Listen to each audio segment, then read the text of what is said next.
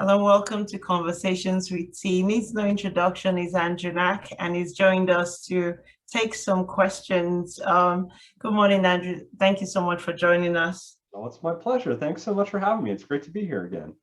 I'm just really curious, day two of the budget, what are your immediate reactions to yesterday's surplus budget? Um, I mean, the disappointment is there. I feel like I've moved beyond sort of that anger and frustration because what I guess astonishes me the most at this stage is that the city of Edmonton only had 4 sort of bare minimum asks, and we didn't really have any of them met. And the one that still bothers me the most is when it comes to housing, because here is something that what we've been asking for years now is for the provincial government to fund the operations of permanent supportive housing, which, to be clear, is their jurisdiction. So this is actually what they're supposed to be doing. And the city, we said, we're going to actually build units of permanent supportive housing ourselves, which typically isn't our jurisdiction. But we said, let's do it because we know how important housing is. We have too many of our neighbors who are experiencing homelessness right now. So we went ahead and said, let's build these units.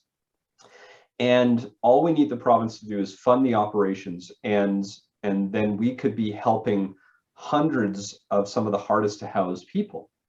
And what I think is surprising to me still is that we have the data now. There's a wonderful building called Ambrose Place, which is home to about 50 individuals, some of which had been dealing with some fairly significant challenges, whether it's mental health challenges, whether it's addictions.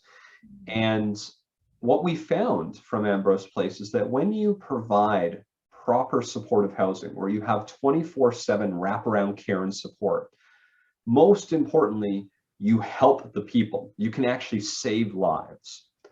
But on top of that, you actually save money, because when people are getting the right care and attention they need, they're not sitting in our hospital beds 200 nights a year. And to be very clear, I'm not exaggerating that number. We've actually measured this to know that some of these individuals were in hospital beds 200 nights a year at $1,500 a night because they didn't have a place to go and the right care around them.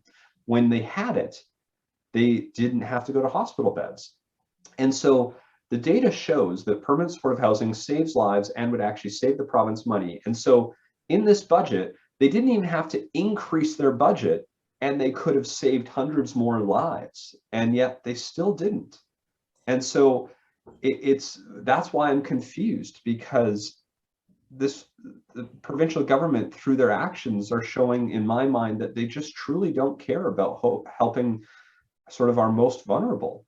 And I think, when you talk about having a surplus, it's one thing to have a budget that's in surplus, but when you have people living on the street, is that the time to be celebrating a budget surplus? Or should you be saying, we could have still had a budget that broke even instead of a $511 million surplus? What if you took that $511 million, still had a break-even budget, and helped those who need the most supports?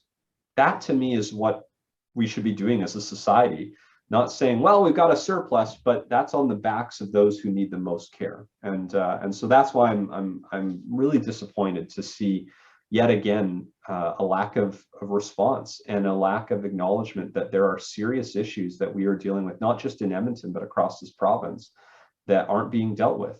And at this stage, I have no idea why they're making that choice, because it is a choice they are actively making. Andrew, is it too early for the city to to begin to think of how to get the money you want, the 49.7 million, towards the construction of 552 supporting housing units? Is there like a plan B to find that money? I mean, I started to think about this within the last year, which is that I do think it was time. I'm happy the city invested 30 million of our own money to build a little over 200 units of supportive housing, all the way to the point that I would be willing while still not within our jurisdiction, to fund the construction of the remaining 500 units. Like I would be willing to take that off the provincial government's plate at capital cost of building the units, if they would just agree to doing the part that we can't do on their behalf, which is funding the operations. So I think we could, as a city, go to the federal government, because I'll give this federal government credit. They have done an excellent job of finally responding to the housing needs in this country. We're not perfect. we still need some more, as you talk about the 500 plus units that we need. But I get a sense that this federal government is willing to be an active partner to truly ending homelessness for those who need the greatest support.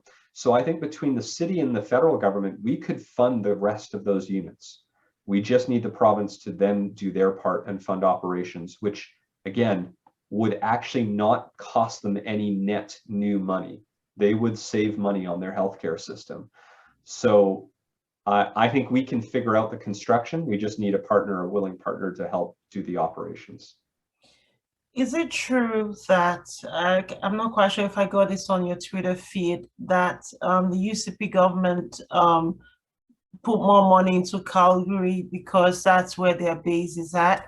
Because looking at the budget targeted for Calgary, there's just a lot more money than the 5 million or so they gave to downtown Edmonton. And I don't like being cynical. I spent most of my 8 years on council thinking the best. And I should say the vast majority of people, I still give the benefit of the doubt, because I do believe that most people want to work together, to be collaborative, to solve issues. I don't believe that's the case with this provincial government, and it pains me to say that. But I think at this point it's clear, because Mayor Sohi went out of his way to try to develop a strong working relationship. Well, I think we already had evidence over the last 2 years, 3 years or so, that maybe we didn't have a willing partner. Our new mayor said, I'm going to make an effort. I'm going to extend that olive branch. I'm going to go to them and say, let's work together to deal with these complex issues, because if Edmonton is successful, then the province is successful. So I give him so much credit for trying and work and going into it with an open mind. I will say I didn't have a ton of faith, but I felt we needed to take that step. We needed to give him the chance to see if this provincial government was actually interested in working together. And this budget, to me, shows that they care about one thing, which is the next election. Because, yeah, let's be honest, they're probably not going to win any seats in Edmonton. I mean, I think that's pretty clear. And if from a purely political perspective, by not investing anything in Edmonton, by not helping our most vulnerable, by not doing what I think we would expect of any provincial government, it says to me they've sort of given up on this city for the next year and a bit until the next election, and they're going to focus their time on Calgary and the rural areas, because they can still get reelected as government if they win the rural areas and they win Calgary. They don't need Edmonton to form government, as evidenced as their current situation. And that's hard for me to say, because I know there are good MLAs in that party. I know there are. I've met them, I've talked to them. I think about people like Cyril Turton, who represents an area just west of the ward that I represent, and he represents my hometown of Spruce Grove. And I know he has that passion and desire to help. But that's clearly not evident from the vast majority of them. Where is our lone Edmonton MLA in this? How did that budget get approved without our Edmonton MLA from the UCP saying, listen, you're not responding to any of Edmonton's needs. You're not working together with the mayor, who has gone out of his way to work with you. It shows to me that this is. Should we blame MLA Casey Madrid for this? I mean, I know he's on sort of leave at the moment, but I mean, here's a minister who has the direct ear of the premier, who clearly in a lot of trouble himself, who clearly didn't go to bat for the city that he represents. And I cannot understand why. The role of an MLA is not to defend the party. The role of the MLA is to work to bring forward the voices of the ridings that they represent. Yet we exist in this political system, and it's an issue provincially and frankly federally too. I mean, it's this partisan system that puts the party before the people. And that was so evident in this last provincial budget. Okay, so where are you going to find emergency money? Where are you going to get the emergency operating financial support for the transit system? I know this is high on the mayor's list. Where's that money going to come from now? You know, so, you know, we built and approved our budget back in December, assuming we weren't going to get anything. So fortunately, even if we don't get access to what would be $62 million in funds to help us deal with other important priorities, our budget actually doesn't require us to get that. Again, it's very odd because the federal government is willing to give the city of Edmonton 31 million.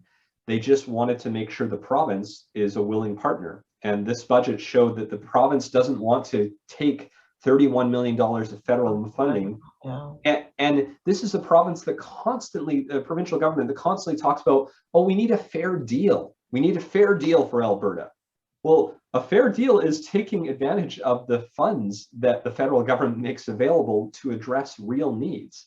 So while we don't need it, if that funding had come in, we could, with that money alone, could build almost every other unit of supportive housing that we need. We could potentially be done within a year of all permanent supportive housing units if that money came in. And that might not be where we put the money, but that's just an example of how that kind of money could be put to use if the provincial government decided to come meet with us and work with us. Andrew, I don't know too much about politics, but what I know is Mr. Justin Trudeau has Edmonton in the right place, in the right corner of his heart. When I look at the dynamics, the mayor is from the party, so he's pulling all the strings he can, and the provincial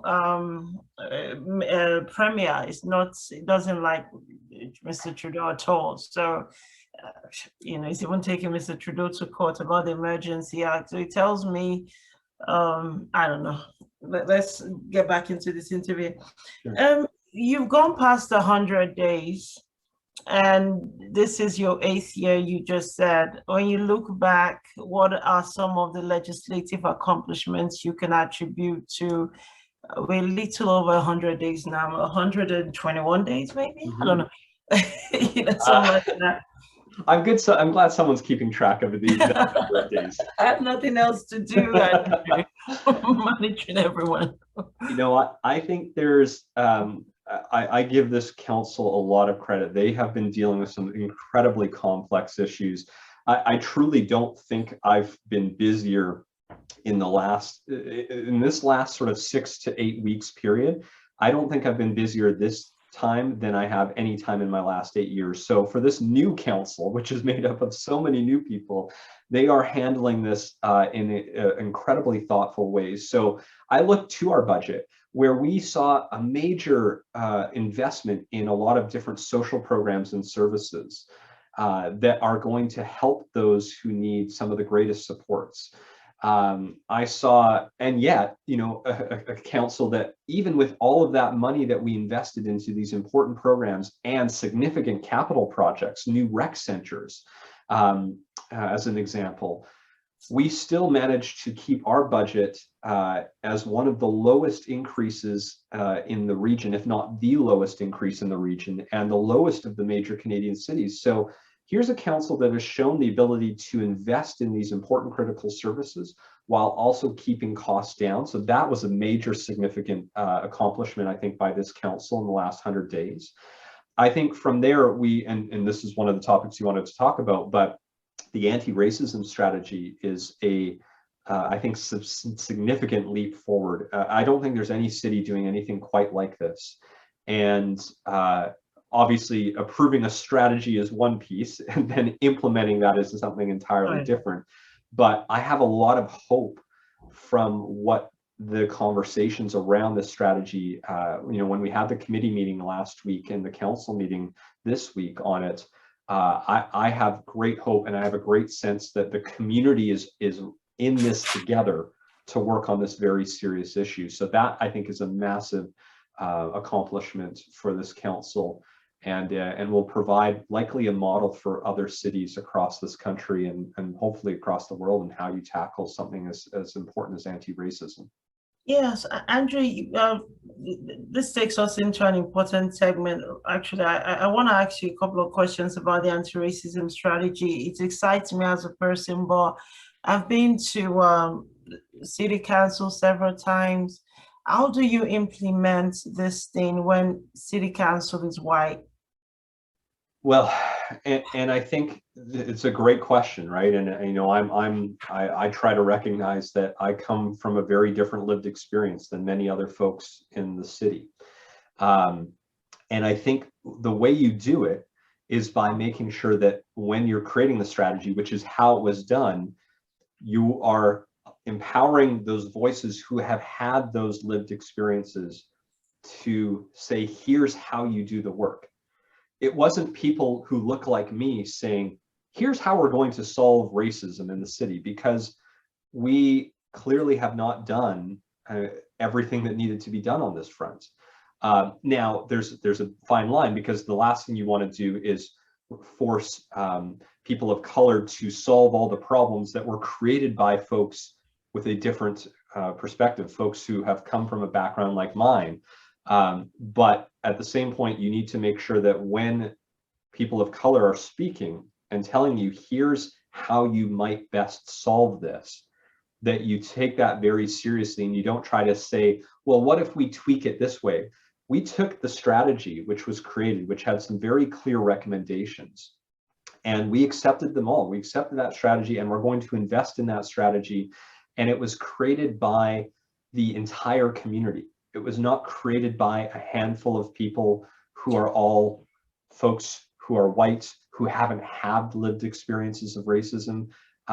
It was created by a diverse range of people. Andrew, I was on that Zoom. It took all day, and my profound respect for what you guys do just blew out the roof. Like, it took all day from breakfast to dinner time. I had a headache, but what's interesting, what is this? Oh, my time is going. But what struck me was, it was detailed, it was intense. The work that Shalini Sinha is doing is commendable, and everybody had their input. And for the first time, I met the city manager. He's a very sensitive guy. He knows how to balance things out. Wise man. It was interesting for me as an outsider looking in. My question, though, what do you say to people who say 2 million is too much of an investment to spend on anti-racism? It is a lot of money for something you're not sure about, for something that is new in the city. I think we have historical issues that we need to deal with in the city, from reconciliation to a history of the city. I mean, gosh, there's points in time in the city's history where essentially the Ku Klux Klan endorsed a mayoral candidate who ultimately won, so that, and then provided the opportunity for them to do cross burnings. I mean, this is our history as a city. This is what we were, part of what we were founded on. And yes, there were many great people in the past too, but I mean, gosh, we had mayors who had some of that experience in their life. So, I mean, in a budget of about $3 billion a year, which is what our operating budget is, to spend $2 million of that $3 billion on this, I think is a drop in the bucket for what I think we'll probably need to invest over time. I think 2 million is a great starting point, but it probably won't be enough to deal with every issue that we have to deal with. And so, yeah, I've heard from some folks who have said, oh, like, why are you investing this kind of money in anti-racism? Because we still have, even in 2022, substantial issues. I mean, we just had a nationwide protest where some of the organizers of that protest have been very vocal about their views on people of color and people of diverse backgrounds, and said some very troubling things. You know, I think about one of the organizers who talked about how, you know, the federal liberal parties, it was infested with Islam. And so, you know, these were the organizers of a nationwide protest.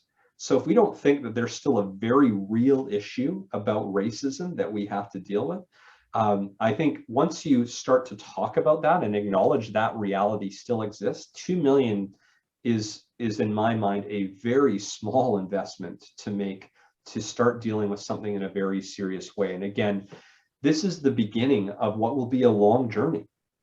And I expect we'll need more money, but I am happy to defend that to anyone who thinks we haven't, that we shouldn't be investing that kind of money, because as a society, we have so much to do to make sure we are truly equitable for everyone.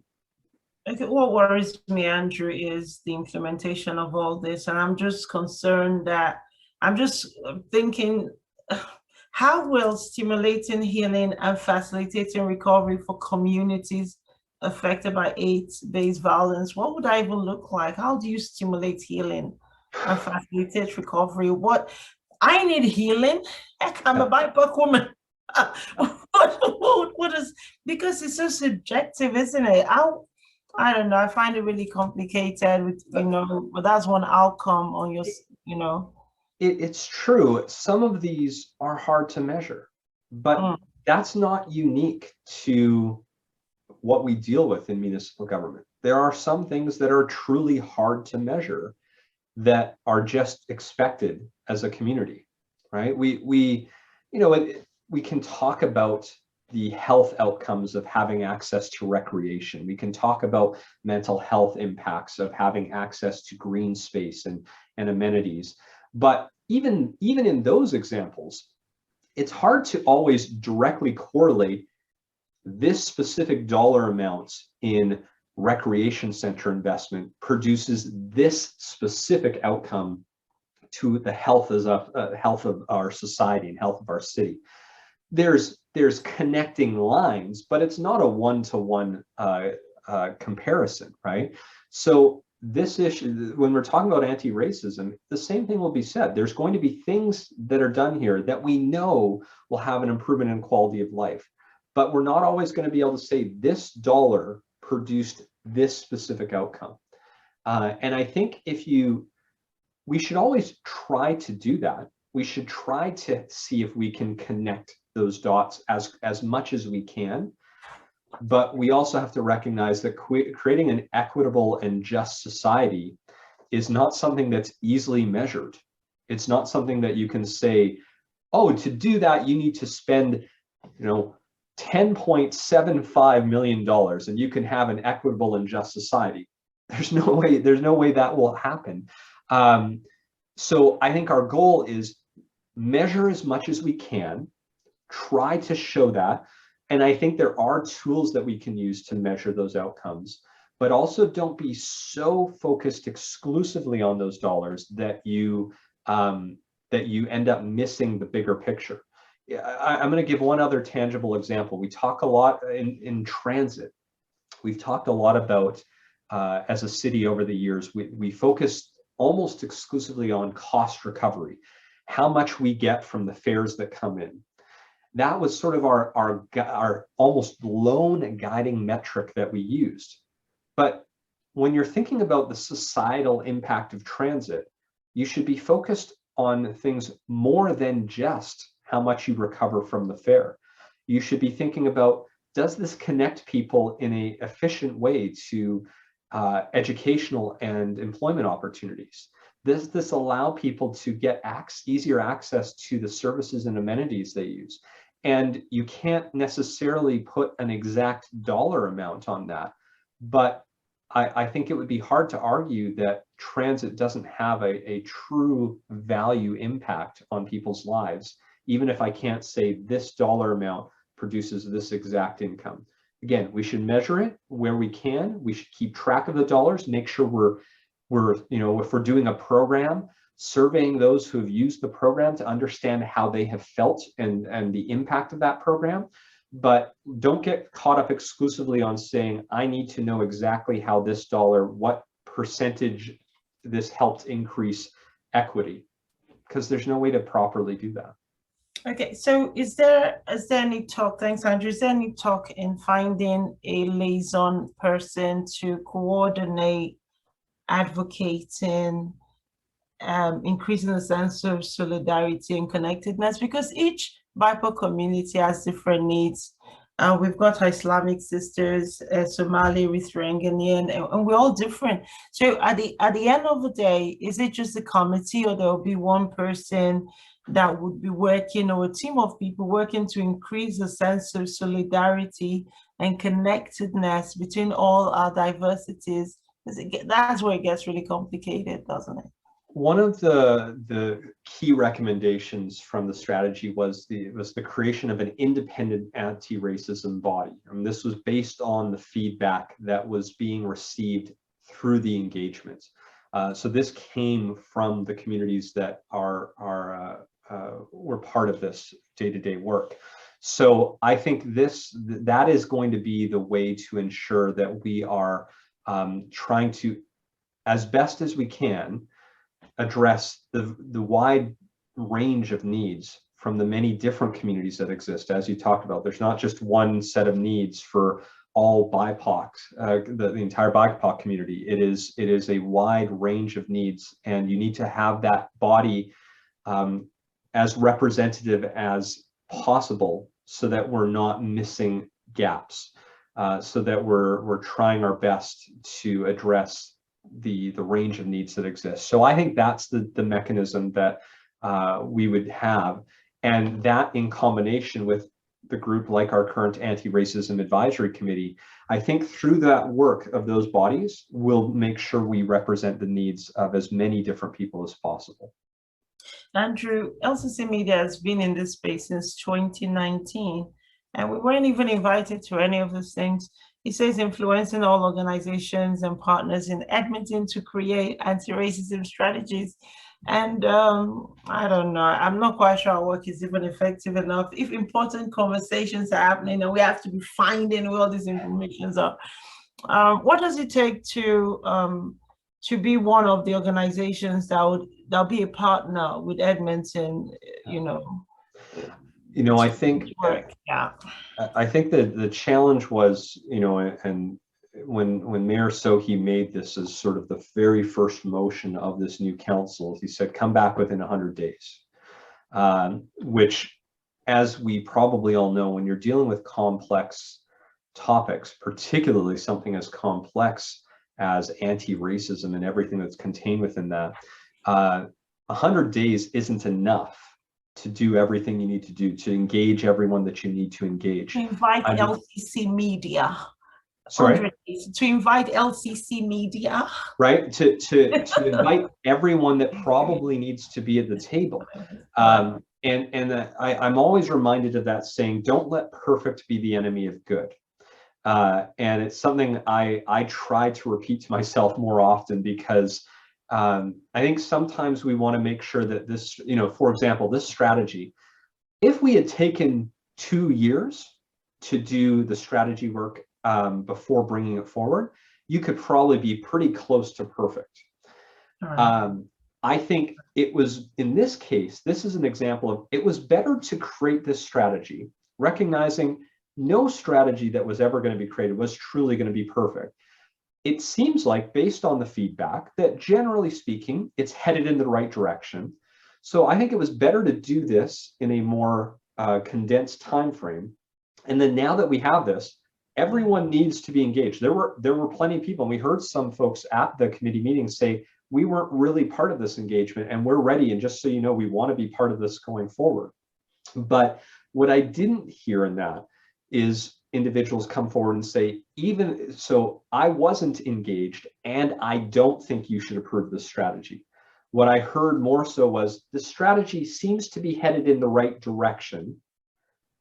As you go forward, I want to make sure I'm part of this, and we need to be part of this. That's what I heard from the public feedback. which actually suggests to me that this was the right approach. We have a good foundation to start on, and now LCC and everyone else needs to be at the table for this next phase of work, because there's a lot of work to do still to make sure it's being done right. Thank you, Andrew. The restriction exemption program has been off for a little bit. I'm just wondering, Andrew, how did you vote, and what do you think about it now? Was it a good call the province made?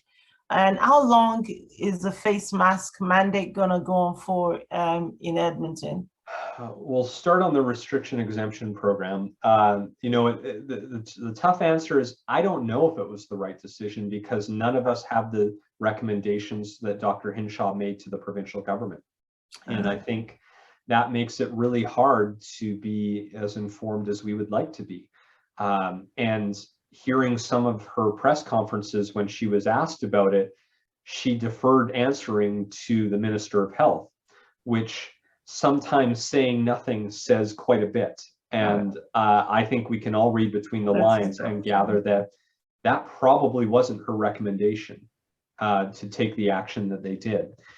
But because the province did it with essentially, 12 hours notice, or 24 hours notice, it meant that there was no easy way for a city to create their own restrictions exemption program, even if it was the right thing to do, which I personally think that probably would have been the right thing to do, but there was no way to implement something that quickly.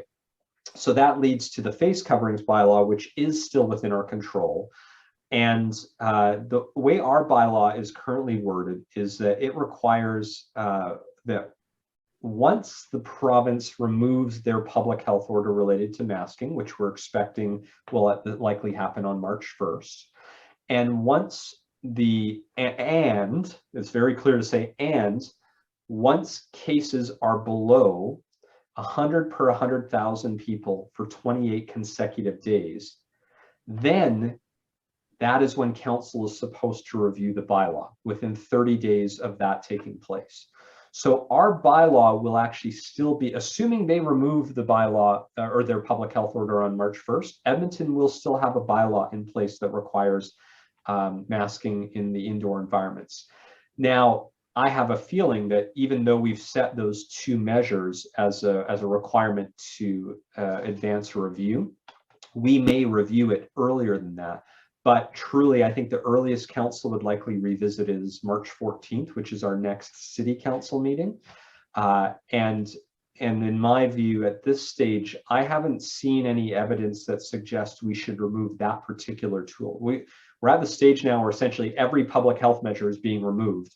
And I don't think we as a society have answered enough questions to understand what the true impacts are. I mean, for example, I think about the fact that in the last 120 days, we've seen over 20 times the number of people die from COVID than we would see in an average year from the flu.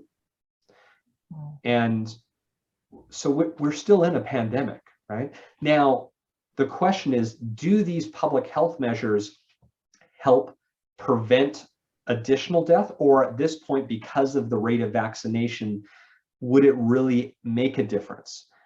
But there's been no information shared about that. And so that's why I'm uneasy to remove that tool, because this disproportionately impacts seniors. And I mean, I'm not comfortable with the notion that, at least I don't think I'm ready yet based on the information to say that we should be willing to accept a substantially higher number of death of our seniors without understanding if there's a way to try to help that. And again, maybe we're at the point now that there is nothing more we can do to prevent those numbers that we're seeing, the amount of people who are losing their lives. And if that's the case, then let's make sure that information's out there and make sure it's well communicated. But right now, it just feels like we're removing public health measures arbitrarily without any real data to back that up. I hear you. We don't have too much long to go. What gives you hope, Andrew? Sorry? What gives you hope? What do I hope? What gives me hope? What gives me hope? Well, I think, and I actually talked about this I wrote like a Twitter thread about it. Well, I said, what brings you joy about a week ago? But when I think about hope and what gives me hope, even at a time where we have a war going on with Russia, where we have the pandemic still raging, where we have this tension that exists across the country, I still have hope because most of my conversations, most of the people that I talk with on a daily basis feel optimistic, know that there is still light at the end of the tunnel, know that we are still far more together than divided. I think there's this notion going out that, this country is divided. It's not. There's a very passionate group, a small group of people who have different views.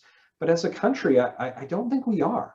I don't think we're divided in the way people think. And so I have a lot of hope because I continue to talk to people every day who have hope themselves, who want to do what they can to help make their community better. And that inspires me. I have hope because, I still think about groups like the City of Edmonton Youth Council, this group of 13 to 23-year-olds in our city that are making policy recommendations to the city about how we make things better, who are actively working each and every day, volunteering their time to build a better city. That gives me hope. So I have hope because just like every other day, I see a city full of people wanting to make things better. And while there will be days that we don't accomplish that, there are going to be far more days where we do than days that we don't. And that gives me hope. As a counselor, do you get time to read? Well, so my free time, I read a lot of council reports, and so because of that, because all of my readings on council reports, my free time is not so much reading books. I like to play video games and I like listening to podcasts. That is my way to disconnect when I need it. Okay, so what podcast should we all be tuning in to listen to? Which is your favorite podcast out there? Well, and see, I don't know if everyone needs to tune into it. I listen to a lot of video game podcasts because again, it disconnects me. It gives me a different break from other things. So there's a website called IGN and they have a host of shows that they do, and I like listening to them. So I listen to the show called Game Scoop, and it's a weekly roundup of the video game news. And so I don't think everyone needs to listen to it, although it's very entertaining. But I love it because it lets me revitalizes you. Yeah, disconnect a little bit and recharge myself. Got it. I want to say thank you so much, Councillor Andrew Knack from Ward Nakota. Isga, I want to say thank you so much for your time today. Oh, it's my pleasure. Thank you so much.